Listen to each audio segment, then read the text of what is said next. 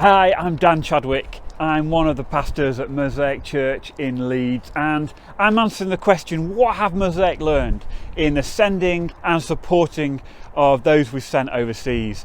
And as you follow me in these two videos, I'll hopefully explain much of what we're learning, and it will apply to your context, whatever you're doing. So I hope you're encouraged, I hope you're inspired, and I hope that if you listen to this message and you've got some thoughts for me, I hope to hear from you. Mosaic is a multi-site church based here in Leeds. You can see Ellen Road, famous Leeds United Stadium behind me. And as someone who grew up in Warrington to the west of here, over the other side of the Pennines, I'm someone who feels like I'm often feeling a sense I'm living on a cross-cultural mission.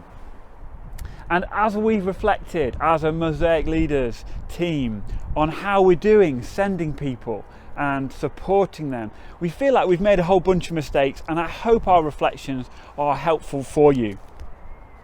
I'll spend the first section, the first video, talking about what we're learning sending people, and the second video I'll touch on what we're learning supporting people, and also helping people return to the UK.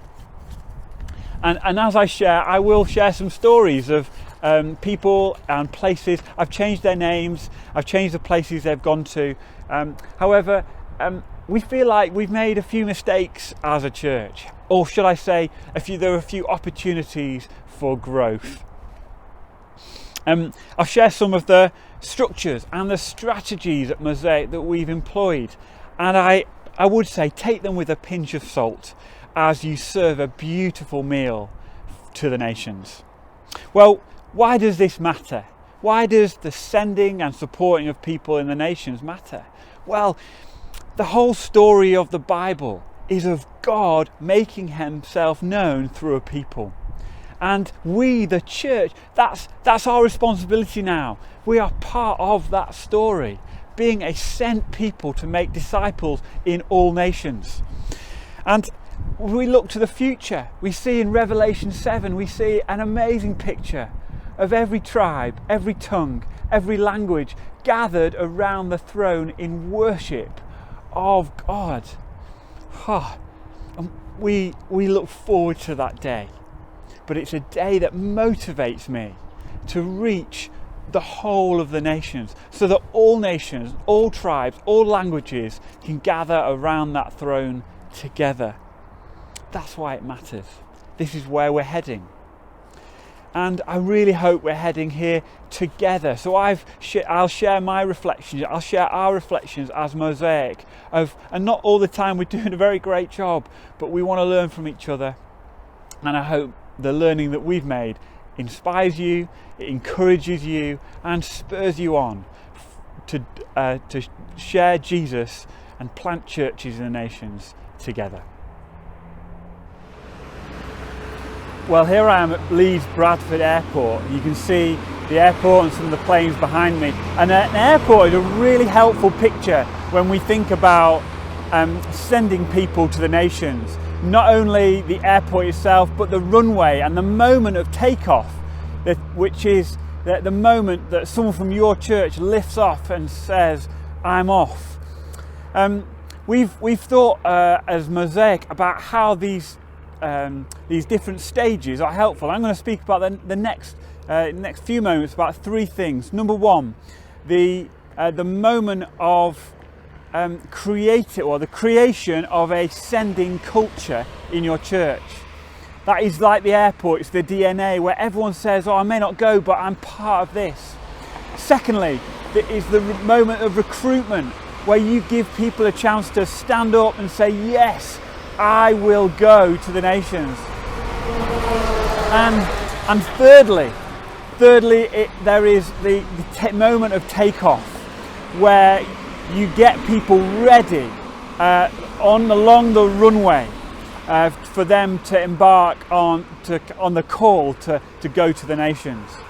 And so we're going to unpack these three phases: creating a sending culture, recruiting to the nations, and thirdly, getting people ready to be sent.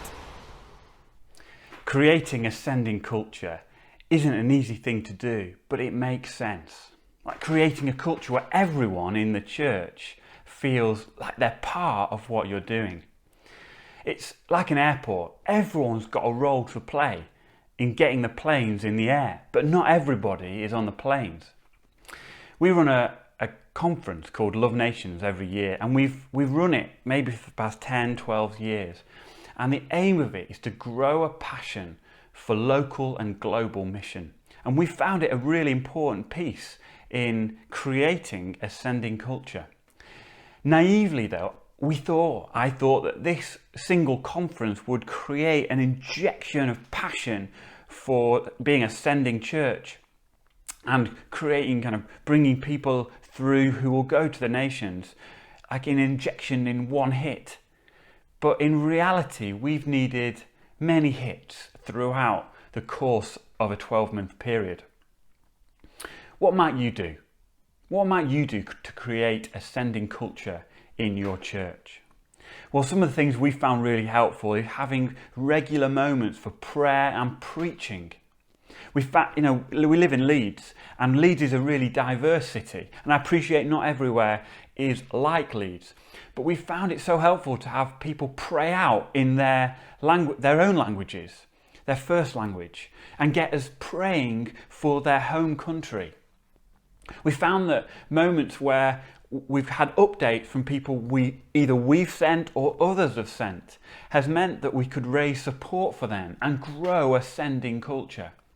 We've also been learning that sharing stories of pain and hardship are really important, as well as just sharing the pinnacle highlight salvation stories. And we've asked people who carry this passion and this burden to come to Mosaic and speak. We've been learning about making disciples so that anyone who goes to the nations can replicate the disciple-making DNA into the culture where they found, in whichever context that is. This hope of sending people with a vision to multiply themselves, we're learning, is part of the whole picture and strategy of sending well. What structures have you got in place which creates disciples that make disciples wherever those people go? A second thing we've been learning, as well as creating a sending culture, is about recruitment. So this is at the moment where people board the plane and they say, yes, I will go. I mentioned this conference that we run, where we give the nations a really necessary focus and learn the importance of keeping ministry moments where people are able to hear from God and respond to his call to the nations. Initially, we found that we'd left these people just to figure out their next step themselves, but that wasn't what people needed. They need a little bit of help figuring out these next steps to know what it meant from a call, hearing a call of God, to joining God's mission in a nation. And so we recognize the role that we play at keeping the fire burning, or even when their takeoff moment is some years in the future.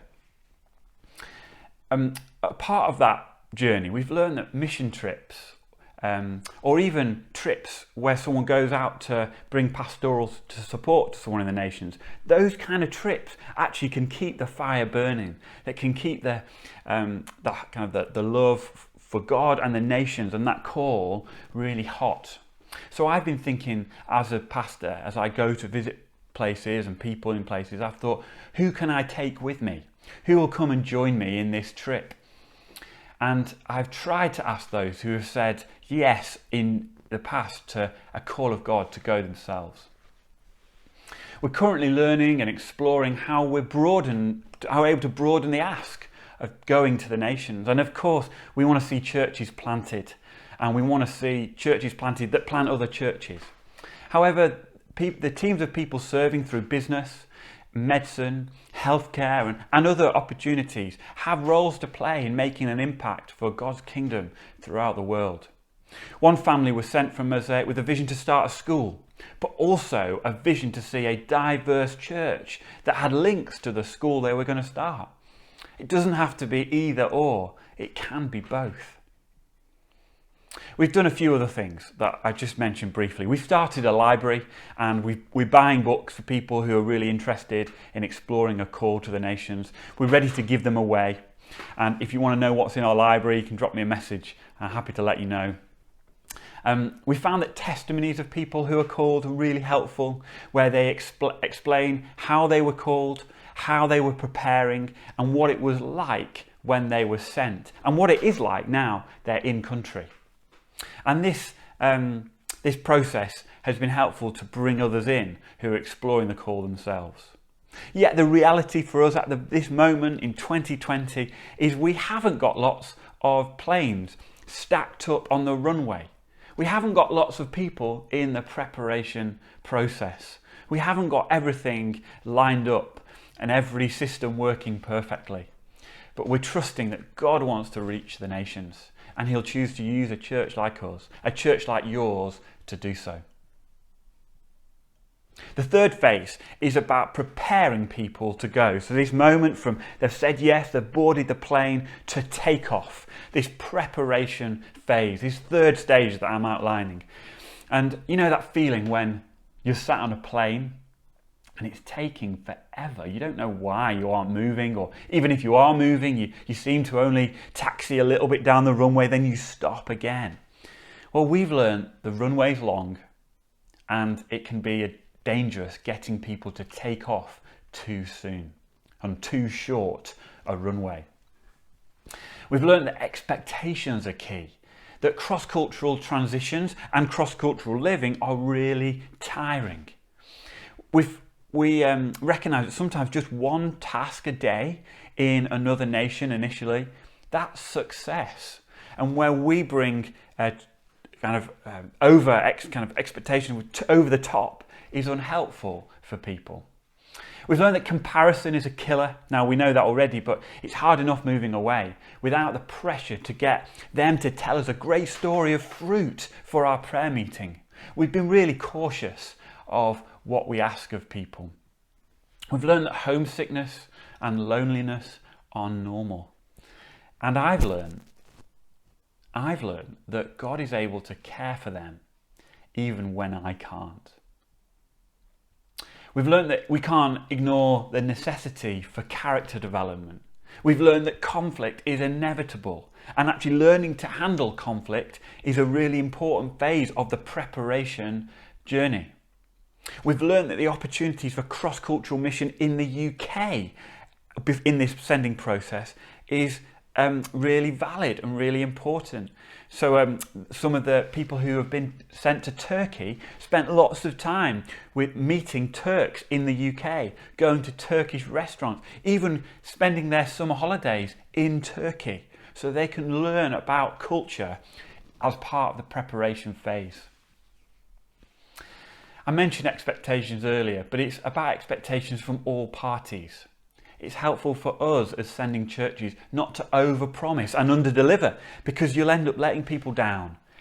I feel like I've made some mistakes from doing this, and it's meant that it's been crushing for people living under the weight of expectations from us that I've not delivered on.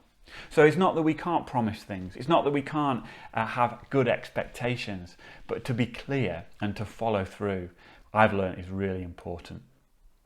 And the route through for us, it's not been to reduce our desire to care, it's just to write things down and agree what we're all agreeing to do, and then do them.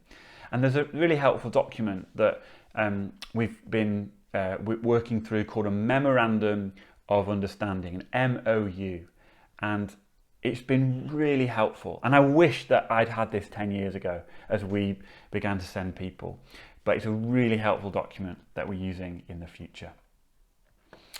Just a few further things in terms of helping people in the preparation phase. What has God said?